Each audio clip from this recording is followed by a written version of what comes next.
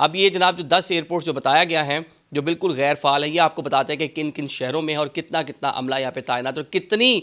تنخواہیں ان کو دی جا رہی ہیں۔ سب سے پہلے جناب سن 2002 میں جو ایئرپورٹس کہہ لیں کہ بالکل غیر فعال ہوئے، ان میں خوزدار بلوچستان کے ایئرپورٹ ہے، بنو خیبر پختونخوا، پارا چنار خیبر پختونخوا، مظفر آباد راولہ کوٹ، یہ آزاد کشمیر کے ایئرپورٹ ہے۔ اب اس سے مظفر آباد راولہ کوٹ کو ہم تھوڑی سی اس پہ بات کریں گے کہ کشمیری عوام کی ایک طویل عرصے سے ایک ڈیمانڈ ہے اوورسیز جو کشمیری ہیں کہ جناب آزاد کشمیر AJK میں بھی ایک کوئی ایئرپورٹ ہونا چاہیے، تو وہاں پہ موجود ہے، اس کو آپریشنل کرنے کی ضرورت ہے۔ ساتھ میں جناب سن 2006 میں جیوانی جو ہے یہاں پہ بھی ایئرپورٹ جو ہے اس کو تھا تو صحیح لیکن وہ آپریشنل نہیں ہے۔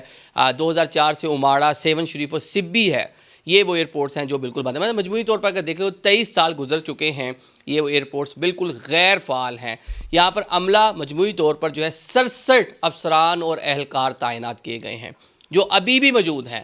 کوئی فلائٹ آ رہی ہے، جا رہی ہے، کچھ ہے نہیں ہے، لیکن اب یہ کہہ لیں کہ ایئرپورٹ کی سیکیورٹی کے لیے وہاں جو آلات نصب ہوں گے، وہاں جو انفراسٹرکچر بنا ہوگا، اس کو پروٹیکٹ کرنے کے لیے 67 لوگ وہاں پہ تعینات ان 10 ایئرپورٹس کے اوپر، اور ساتھ ساتھ ان کو جو تنخواہیں دی جا رہی ہیں اس کے جو اعداد و شمار نیشنل اسمبلی میں رکھے گئے ہیں، جو فلور آف دی ہاؤس بتائے گئے ہیں، وہ 1 کروڑ اور 25 لاکھ روپے ماہانہ تنخواہ ان مد میں دی جا رہی ہے۔